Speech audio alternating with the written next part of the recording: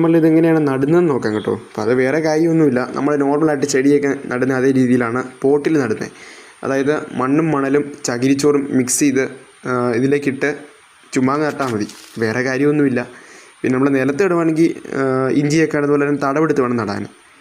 ഈ കാണുന്ന ഞാൻ സെപ്പറേറ്റ് ചെയ്ത് വെച്ചിട്ടുള്ള വേറെ കുറച്ച് തൈകളാണ് കേട്ടോ. അത് ഇച്ചിരി ആരോഗ്യം കൂടുതലുള്ള തൈകളാണ്. അത്യാവശ്യം ഹൈറ്റൊക്കെ ഉണ്ട്, എന്ന് വെച്ചാൽ ഓവർ ഹൈറ്റും ഇല്ല. ഉണ്ട് അതിലൊക്കെ കിഴങ്ങുകളുണ്ട്. നമുക്ക് ഡിസംബറിൽ വിളവെടുത്ത ഇഞ്ചിയും മഞ്ഞളും ഈ കച്ചോലമൊക്കെ ഈ ഒരു മാസം നടാൻ പറ്റും കേട്ടോ. അതായത് മെയ് ജൂൺ മാസങ്ങളിലാണ് നടാൻ പറ്റുന്നത്.